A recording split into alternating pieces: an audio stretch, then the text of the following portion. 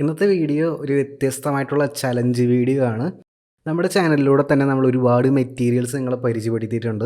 Different types of pencil drawing ടൂൾസിൽ blending സ്റ്റംസും mono zero ഇറേസറും നീഡബിൾ ഇറേസറും വൈറ്റ് ജെൽ പെന്നും അങ്ങനെ ഒരുപാട് ടൈപ്സ് ഓഫ് ഐറ്റംസ് നമ്മൾ പരിചയപ്പെടുത്തിയിട്ടുണ്ട്. പക്ഷേ ഇന്നത്തെ വീഡിയോ നേരത്തെ പറഞ്ഞ പോലെ തന്നെ ഒരു ചലഞ്ച് വീഡിയോ ആണ്. ചലഞ്ച് എന്താണെന്ന് വെച്ചാൽ ഇന്ന് നമ്മളൊരു ചിത്രം വരയ്ക്കാനായിട്ട് പോവുകയാണ്. ഒരു കണ്ണാണ് വരയ്ക്കാൻ പോകുന്നത്, ഒരു ഐ ഡ്രോയിങ് ആണ്. പക്ഷേ അതിൽ നമ്മൾ പെൻസിൽ മാത്രം യൂസ് ചെയ്തിട്ടാണ് വരയ്ക്കുന്നത്. ഒരു ഐവറി ഷീറ്റിൽ നോർമൽ ഷെയ്ഡിങ് പെൻസിൽസ് മാത്രം യൂസ് ചെയ്തിട്ട് നമ്മൾ ബ്ലെൻഡിങ് സ്റ്റമ്പുകൾ യൂസ് ചെയ്യുന്നില്ല, അതുപോലെ തന്നെ മോണോസീറോ ഇറേസർ യൂസ് ചെയ്യുന്നില്ല, നീഡബിൾ ഇറേസർ യൂസ് ചെയ്യുന്നില്ല, വൈറ്റ് ജെൽ പെൻ യൂസ് ചെയ്യുന്നില്ല, എന്തിന് നോർമൽ ഇറേസർ പോലും യൂസ് ചെയ്യുന്നില്ല. അപ്പോൾ അങ്ങനെയുള്ളൊരു സാഹചര്യത്തിൽ നമ്മൾ എങ്ങനെയായിരിക്കും വരയ്ക്കുക, എന്തായിരിക്കും നമ്മുടെ ആ ഡ്രോയിങ്ങിൻ്റെ ഔട്ട്പുട്ട് എന്ന് അറിയാൻ വേണ്ടിയിട്ട് ഒരു ചലഞ്ച് വീഡിയോ ആണ്. അപ്പോൾ ഞാൻ തന്നെ ചലഞ്ച് സ്റ്റാർട്ട് ചെയ്യുകയാണ്. ഈ വീഡിയോ ഫുള്ള് കണ്ടു കഴിഞ്ഞിട്ട് നിങ്ങളും ഈ ഒരു ചലഞ്ച് വീഡിയോ ഏറ്റെടുക്കണം. കാരണം ഈ ഒരു കാലഘട്ടത്തിൽ ഒരുപാട് പേര് മെറ്റീരിയൽസിൻ്റെ പിറകെ പോകുന്നുണ്ട്. ഒരുപാട് മെറ്റീരിയൽസ് ഉണ്ടായാൽ മാത്രമേ നല്ല രീതിയിൽ ചിത്രം വരയ്ക്കാൻ കഴിയൂ എന്നുള്ളൊരു തെറ്റിദ്ധാരണ വളർന്നിട്ടുള്ള പോലെ എനിക്ക് തോന്നിയിട്ടുണ്ട്. പക്ഷെ അങ്ങനെയല്ല, നമ്മുടെ കയ്യിലുള്ള ടൂൾസ് വെച്ചിട്ട് നല്ല രീതിയിൽ വരയ്ക്കാൻ ആദ്യം അറിഞ്ഞിരിക്കണം. എന്നിട്ട് മാത്രം അടുത്ത ലെവലിലേക്ക് നിങ്ങൾ കയറാനായിട്ട് മെറ്റീരിയൽസ് വാങ്ങിച്ചാൽ മതിയാവും. അപ്പോൾ അതൊരു ഓർമ്മപ്പെടുത്തലാണ്. ആ ഓർമ്മപ്പെടുത്തലോട് കൂടി നമ്മുടെ ഇന്നത്തെ വീഡിയോ ചലഞ്ച് സ്റ്റാർട്ട് ചെയ്യാം.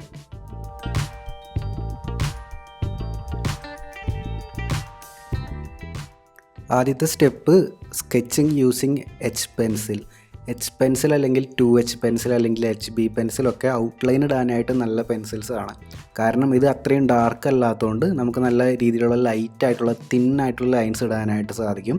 അപ്പോൾ ഇങ്ങനൊരു ചിത്രം വരയ്ക്കുന്ന സമയത്ത് ഇതിൻ്റെ സ്റ്റാർട്ടിങ്ങിൽ നമ്മൾ സ്കെച്ചിങ് വളരെയധികം ശ്രദ്ധിക്കണം. കാരണം നമ്മൾ ഇറേസർ ഇതിൽ യൂസ് ചെയ്യുന്നില്ല, ബ്ലെൻഡിങ് സ്റ്റമ്പോ കാര്യങ്ങളോ ഒന്നും യൂസ് ചെയ്യുന്നില്ല.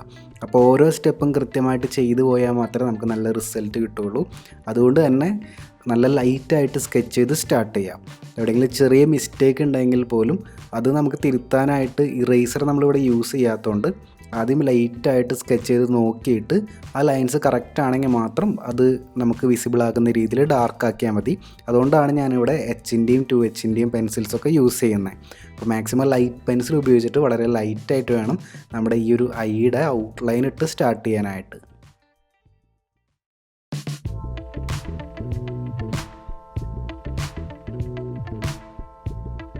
ഷെയ്ഡ് ചെയ്യാനായിട്ട് ഒരു HB പെൻസിലാണ് യൂസ് ചെയ്യുന്നത്. ഞാനിവിടെ പാരലൽ ഹാച്ചിങ് എന്നുള്ള മെത്തേഡാണ് കൂടുതൽ യൂസ് ചെയ്യാനായിട്ട് പോകുന്നത്.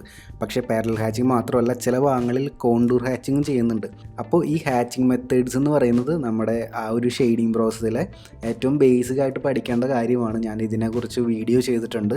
അപ്പോൾ ഹാച്ചിങ് പ്രോസസ്സ്, ഹാച്ചിങ് മെത്തേഡ് എന്താണെന്ന് അറിയാത്തവർക്ക് ആ വീഡിയോ കാണാനുള്ള ലിങ്ക് ഞാൻ ഡിസ്ക്രിപ്ഷനിൽ ഇടുന്നുണ്ട്. ആ വീഡിയോയിൽ ക്ലിക്ക് ചെയ്തിട്ട് ആ വീഡിയോ കാണുക. അപ്പോൾ നിങ്ങൾക്ക് മനസ്സിലാവും എങ്ങനെയാണ് പാരലൽ ഹാച്ചിങ് ചെയ്യുക, എങ്ങനെയാണ് കോണ്ടൂർ ഹാച്ചിങ് ചെയ്യുക. അതുപോലെ തന്നെ ഒരുപാട് ഹാച്ചിങ് മെത്തേഡ്സ് ഉണ്ട്. അപ്പോൾ ഞാൻ ഈ ഒരു ചിത്രത്തിൽ അതിൻ്റെ എല്ലാത്തിൻ്റെയും മിക്സാണ് യൂസ് ചെയ്യുന്നത്. ഇപ്പോൾ ഞാനൊരു HB പെൻസിൽ ഉപയോഗിച്ചിട്ട് പാരലൽ ഹാച്ചിങ്ങും കോണ്ടൂർ ഹാച്ചിങ്ങും ചെയ്ത് ആ ഒരു ഒബ്ജക്റ്റിന് ബേസിക് ആയിട്ടുള്ള ലൈറ്റ് ഷെയ്ഡ്സ് കൊടുക്കുകയാണ്. ഒരിക്കലും ഡാർക്കിലേക്ക് നമ്മൾ ഇവിടെ വന്നിട്ടില്ല. വളരെ ലൈറ്റായിട്ട് തന്നെയാണ് ഓരോ ഷെയ്ഡും നമ്മൾ കൊടുക്കുന്നത്.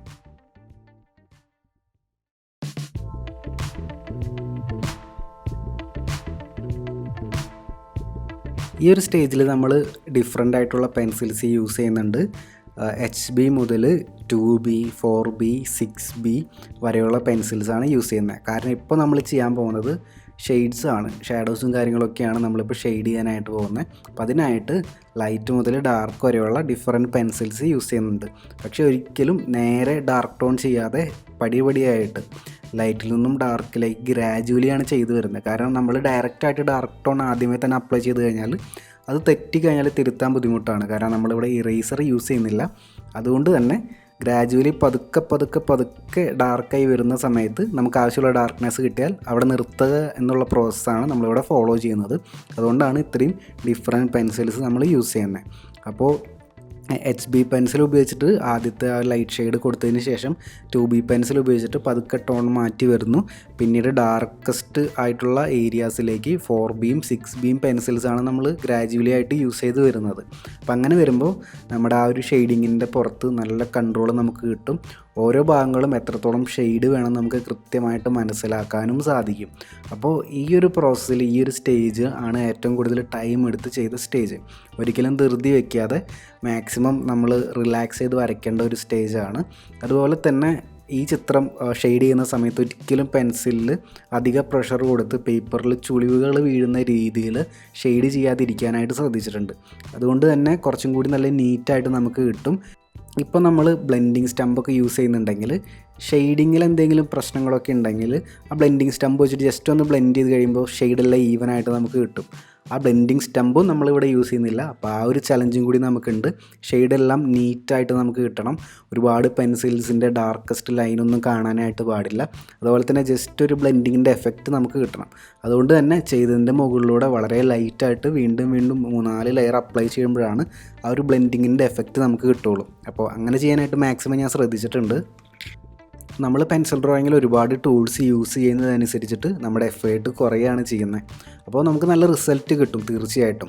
പക്ഷേ നമ്മൾ ചില സമയങ്ങളിലെങ്കിലും കുറച്ച് ടൂൾസ് യൂസ് ചെയ്ത് നമ്മൾ പ്രാക്ടീസ് ചെയ്യണം. കാരണം നമ്മുടെ ആ ഒരു ഡ്രോയിങ് സ്കില്ലെന്ന് പറയുന്നത് അത് നമുക്ക് വളരെ ഇമ്പോർട്ടൻ്റ് ആണ്. അത് വളർത്തിയെടുക്കാനായിട്ട് ചില സമയത്തെങ്കിലും നിങ്ങളെല്ലാം ബ്ലെൻഡിങ് സ്റ്റമ്പും മോണോ ഇറേസറും അതുപോലെ തന്നെ നമ്മുടെ നോർമൽ ഇറേസറും എല്ലാം മാറ്റി വെച്ചിട്ട് പെൻസിൽ മാത്രം ഉപയോഗിച്ച് നല്ല രീതിയിലൊന്ന് പ്രാക്ടീസ് ചെയ്ത് നോക്കുക. അപ്പോൾ നിങ്ങളുടെ യഥാർത്ഥ ടാലൻറ്റ് നിങ്ങൾക്ക് മനസ്സിലാവും. എവിടെയൊക്കെയാണ് നിങ്ങൾക്ക് ബുദ്ധിമുട്ടുകൾ വരുന്നതെന്ന് മനസ്സിലാവും. അപ്പോൾ ഒരുപാട് ടൂൾസ് ട്രൈ ചെയ്യുന്നതും യൂസ് ചെയ്യുന്നതൊക്കെ നല്ലതാണ്. അതിൻ്റെ ഉള്ളിൽ ഇങ്ങനൊരു പ്രാക്ടീസും കൂടി നിങ്ങൾ ചെയ്യുകയാണെങ്കിൽ വളരെ നല്ലതാണ്. അപ്പോൾ എനിക്ക് ഈ ഒരു സ്റ്റേജിലാണ് ഏറ്റവും കൂടുതൽ ചലഞ്ചിങ് ആയിട്ട് തോന്നിയിട്ടുള്ളത്. ഓരോ ഷെയ്ഡും നമ്മൾ കണ്ട് മനസ്സിലാക്കുക, അത് കൃത്യമായിട്ട് ചെയ്യുക എന്നുള്ള ഒരു ചലഞ്ചാണ് ഞാനിവിടെ ചെയ്തുകൊണ്ടിരിക്കുന്നത്.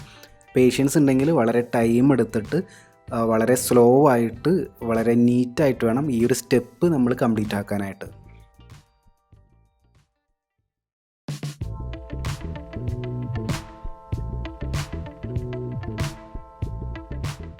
ഈ ഒരു സ്റ്റേജിൽ നമ്മൾ ഡാർക്കസ്റ്റ് ആയിട്ടുള്ള പോർഷൻസാണ് വരയ്ക്കാൻ പോകുന്നത്.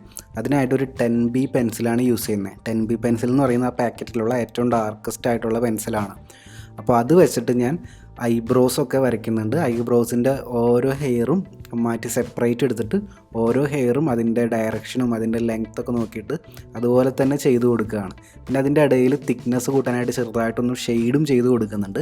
ഐബ്രോസ് വരയ്ക്കുന്ന സമയത്ത് ഹെയർ വളരുന്ന ആ ഒരു ഡയറക്ഷൻ വളരെ ഇമ്പോർട്ടൻ്റ് ആണ്. അതുപോലെ തന്നെ ഓരോ ഹെയറിൻ്റെയും ഓരോ ഭാഗത്തെ ഹെയറിൻ്റെയും ലെങ്ത്ത് ഡിഫറൻ്റ് ആണ്. ഈ രണ്ട് കാര്യങ്ങൾ ശ്രദ്ധിച്ചിട്ട് നല്ല നീറ്റായിട്ട് നന്നായിട്ട് ഷാർപ്പൻ ചെയ്ത ഒരു പെൻസിൽ ഉപയോഗിച്ചിട്ട് 10B പെൻസിൽ ഉപയോഗിച്ചിട്ട് ഇതുപോലെ ഹെയർസ് ഇട്ട് കഴിഞ്ഞാൽ നല്ല രീതിയിലുള്ള റിസൾട്ട് നമുക്ക് ക്രിയേറ്റ് ചെയ്യാനായിട്ട് സാധിക്കും. ഇതും കുറച്ച് ടൈം എടുത്ത് ചെയ്യേണ്ട കാര്യമാണ്. നമ്മുടെ റെഫറൻസ് പിക്ചർ നല്ല രീതിയിൽ ഒബ്സർവ് ചെയ്യുക, അതുപോലെ നല്ല രീതിയിൽ നീറ്റായിട്ടുള്ള ലൈൻസും കൂടി ഇടുക. ഈ 10B പെൻസിൽ ഇടയ്ക്കിടയ്ക്ക് ഒടിഞ്ഞു പോകുന്നതായിട്ട് ശ്രദ്ധിച്ചിട്ടുണ്ട്. അത് പെൻസിൽ വളരെ സോഫ്റ്റ് ആയിട്ടുണ്ടാണ്. അത് പെൻസിൽ വളരെ സോഫ്റ്റ് ആയതുകൊണ്ടാണ്. ഈ ബിയുടെ വാല്യൂ കൂടുന്തോറും 10B 12B എന്നൊക്കെ പറഞ്ഞ് പോകുന്തോറും പെൻസിൽ വളരെ സോഫ്റ്റ് ആയിട്ട് വരും. അപ്പോൾ നമ്മൾ പ്രഷർ കൊടുക്കുന്നതനുസരിച്ച് പെൻസിൽ ഒടിഞ്ഞു പോകാനുള്ള ചാൻസ് ഉണ്ട്. അടുത്തതായിട്ട് ചെയ്യുന്നത് ഐലാഷസ് ആണ്. ഐലാഷസ് ചെയ്യുമ്പോൾ അതിൻ്റെ ആ ഒരു ഷേപ്പ് പ്രത്യേകം ശ്രദ്ധിക്കണം. നോർമലി നമ്മുടെ മനസ്സിൽ ഒരു കണ്ണ് സങ്കല്പിക്കുന്ന സമയത്ത് ഐലാഷ് എന്ന് പറയുമ്പോൾ നമ്മൾ ചിലപ്പോൾ വേറൊരു ഷേപ്പിലായിരിക്കും കാണുന്നുണ്ടാവുക. പക്ഷേ നമ്മളിവിടെ ഒരു ഫോട്ടോഗ്രാഫ് റെഫർ ചെയ്തിട്ടാണ് വരയ്ക്കുന്നത് കൊണ്ട് തന്നെ ആ ഫോട്ടോഗ്രാഫിലുള്ള പോലത്തെ ഐലാഷസ് ഇടാനായിട്ട് ശ്രദ്ധിക്കണം. അതിങ്ങനെ വളഞ്ഞ് മുകളിലോട്ട് വരുന്ന രീതിയിലുള്ള ഐലാഷസ് ആണ്. അതോടൊപ്പം തന്നെ അതിൻ്റെ അറ്റം വളരെ തിന്നായിട്ടുള്ള ഐലാഷസ് ആണ്. അപ്പോൾ അത് ഞാനതുപോലെ തന്നെ കൊടുക്കുന്നുണ്ട്. നമ്മൾ ഫ്രീ ഹാൻഡായിട്ടാണ് കണ്ണിൻ്റെ അകത്തുള്ള ആ ഒരു ഡാർക്ക് സർക്കിൾ വരച്ചിട്ടുള്ളത്. അപ്പോൾ അത് മാക്സിമം കറക്റ്റ് സർക്കിളായിട്ട് തന്നെ എടുക്കാനായിട്ട് നമ്മൾ പ്രത്യേകം ശ്രദ്ധിക്കണം. അപ്പോൾ ഷെയ്ഡ് ചെയ്യുമ്പോഴൊക്കെ നമ്മൾ എപ്പോഴും ശ്രദ്ധിച്ചുകൊണ്ടിരിക്കണം ആ സർക്കിളിൻ്റെ ഷേപ്പ് മാറുന്നുണ്ടോ എന്നൊക്കെ. ഷേപ്പ് ചെറുതായിട്ടൊന്ന് മാറിപ്പോയാൽ അത് അപ്പം തന്നെ കറക്റ്റ് ചെയ്ത് കൊടുക്കുകയും വേണം. കാരണം നമ്മൾ ഇത്ര എഫേർട്ട് എടുത്ത് ഇത്ര നല്ല രീതിയിൽ ഷെയ്ഡിങ്ങും ഒക്കെ ചെയ്തിട്ട് ലാസ്റ്റ് കണ്ണിൻ്റെ അകത്തുള്ള ആ സർക്കിളിൻ്റെ ഷേപ്പ് മാറിപ്പോയി കഴിഞ്ഞാൽ ആ പെയിൻറ്റിങ്ങിന് ഒരു ഭംഗിയില്ലാത്തൊരവസ്ഥയിലേക്ക് മാറുന്നതായിട്ട് കാണാൻ പറ്റും. അതുകൊണ്ട് തന്നെ നല്ല ശ്രദ്ധിച്ച് നല്ല രീതിയിൽ നോക്കി ഒബ്സർവ് ചെയ്തിട്ട് മാത്രമേ ഈ ഒരു കണ്ണിൻ്റെ അകത്തുള്ള സർക്കിൾ നമുക്ക് ഷെയ്ഡ് ചെയ്യാനായിട്ട് പാടുള്ളൂ. ഇനിയിപ്പോൾ കണ്ണിൻ്റെ അകത്തെ കൃഷ്ണമണിയുടെ അകത്ത് ഒരു ഡാർക്ക് സർക്കിളും കൂടി ഉണ്ട്. അത് 10B പെൻസിൽ ഉപയോഗിച്ചിട്ടാണ് ആ ഡാർക്ക് സർക്കിൾ നമ്മൾ ചെയ്യുന്നത്. അതിൻ്റെയും ആ സർക്കിൾ ഷേപ്പ് കറക്റ്റ് ചെയ്യാനായിട്ട് ഞാനിവിടെ എഫേർട്ട് എടുക്കുന്നുണ്ട്. അപ്പോൾ നല്ലൊരു ഡ്രോയിങ് എന്ന് പറഞ്ഞാൽ നമ്മൾ എടുക്കുന്ന എഫേർട്ട് അനുസരിച്ചിട്ടിരിക്കും. നമ്മൾ എത്രത്തോളം ടൈം എടുക്കുന്നു, എത്രത്തോളം എഫേർട്ട് എടുക്കുന്നു, അപ്പോൾ അതിനനുസരിച്ച് നമുക്ക് നല്ല റിസൾട്ടും കിട്ടുന്നതാണ്. ഇനി കണ്ണിൻ്റെ താഴെയുള്ള ഐലാഷസ് കൊടുക്കുകയാണ്. അതിന് കുറച്ച് ലെങ്ത്ത് കുറവാണ്, കുറച്ചും കൂടി തിന്നായിരിക്കും. മുകളിലെ ഐലാഷസ് പോലെ അത്രയും കട്ടി ഉണ്ടാവില്ല. അത് വളർന്നു വരുന്ന ആ ഒരു സൈഡ് നിങ്ങൾ ശ്രദ്ധിക്കണം. കണ്ണിൻ്റെ ഒരു കോർണർ മുതൽ ഈ കോർണർ വരെ വരുന്ന സമയത്ത് അതിൻ്റെ എണ്ണം കുറഞ്ഞു വരുന്നത് കാണാനായിട്ട് സാധിക്കും.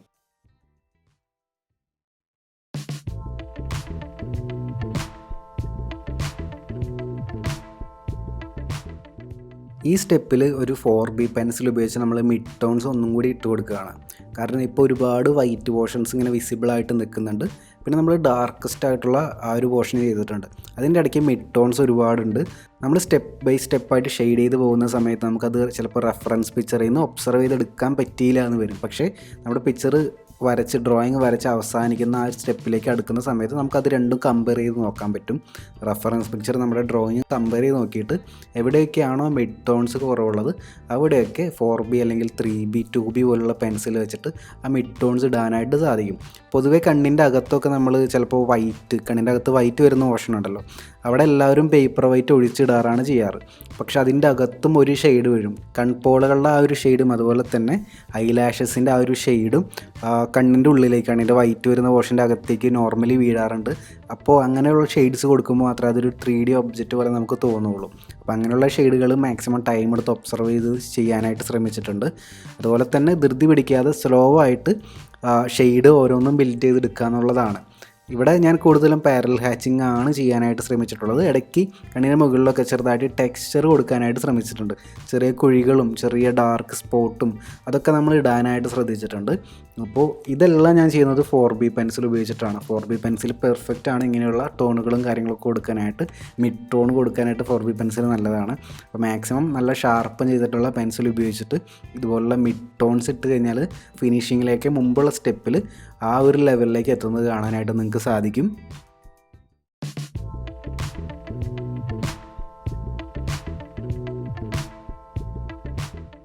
ഫിനിഷിംഗ് സ്റ്റേജിൽ നമ്മൾ എടുത്ത ഓരോ പെൻസിലും വീണ്ടും വീണ്ടും നമ്മൾ മാറി മാറി എടുക്കും.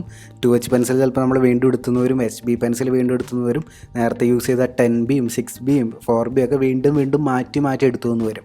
ഈ ഒരു സ്റ്റേജിൽ നമ്മൾ ആക്ച്വലി ചെയ്യുന്നത് എന്താണെന്ന് വെച്ചാൽ നമ്മുടെ ഡ്രോയിങ് റെഫറൻസ് പിക്ചറും മാക്സിമം ടൈം എടുത്ത് രണ്ടും കൂടി നോക്കി രണ്ടും കൂടി കമ്പയർ ചെയ്ത് എവിടെയെങ്കിലും ഷെയ്ഡ് കുറവുണ്ടെങ്കിൽ ആ ഷെയ്ഡെല്ലാം ഇട്ട് കൊടുക്കുകയാണ്. അപ്പോൾ ചിലപ്പോൾ നമുക്ക് ഡാർക്കസ്റ്റ് ഷെയ്ഡായിരിക്കും കുറവുണ്ടാവുക. ആ സമയത്ത് നമ്മൾ 10B പെൻസിൽ ഉപയോഗിച്ചിട്ട് ഡാർക്കസ്റ്റ് ഷെയ്ഡ് ഇട്ട് കൊടുക്കും. ചില സമയത്ത് ലൈറ്റസ്റ്റ് ആയിട്ടുള്ള ഷെയ്ഡ് എവിടെയെങ്കിലും മിസ്സിങ് വന്നിട്ടുണ്ടാവും. ആ സമയത്ത് നമുക്ക് 2B അല്ലെങ്കിൽ HB പെൻസിലൊക്കെ എടുത്തിട്ട് ലൈറ്റ് ആയിട്ടുള്ള ഷെയ്ഡുകൾ ഇട്ട് കൊടുക്കാനായിട്ട് സാധിക്കും. അങ്ങനെ ഒരുപാട് പെൻസിൽ ഞാൻ ഈ ഒരു സ്റ്റേജിൽ മാറി മാറി യൂസ് ചെയ്യുന്നുണ്ട്. ഇതിൻ്റെ ഒരു ഉദ്ദേശം ആ ഒരു റിസൾട്ടിലേക്ക് നമ്മുടെ ഡ്രോയിങ്ങിനെ കൊണ്ടുവരാമെന്നുള്ളതാണ്. അതോടൊപ്പം തന്നെ കണ്ണിൻ്റെ കൃഷ്ണമണിയുടെ അകത്തുള്ള ചെറിയ ടെക്സ്ചറും ഞാൻ ഇട്ട് കൊടുക്കുന്നുണ്ട്. അപ്പോൾ ആദ്യം ചെയ്ത സമയത്ത് ആ ടെക്സ്ചർ കുറച്ച് മിസ്സിങ് ഉണ്ടായിരുന്നു. ഇപ്പോൾ ഞാൻ കുറച്ചും കൂടി കൂടുതൽ ലൈൻസും ടെക്സ്ചറൊക്കെ ഇട്ടിട്ട് കണ്ണിൻ്റെ കൃഷ്ണമണി കുറച്ചും കൂടി ഒന്ന് ബോൾഡാക്കി കൊണ്ടുവരുന്നുണ്ട്. അപ്പോൾ ഈ ഒരു സ്റ്റേജിൽ ഡീറ്റെയിലിംഗ് എന്നുള്ള സ്റ്റേജിൽ നമ്മൾ ചെയ്ത പ്രോസസ്സ് എല്ലാം വീണ്ടും വീണ്ടും റിപ്പീറ്റ് ചെയ്ത് മാക്സിമം നല്ല ഫിനിഷിങ്ങിലേക്ക് നമ്മുടെ അതിനെ കൊണ്ടുവരികയാണ്.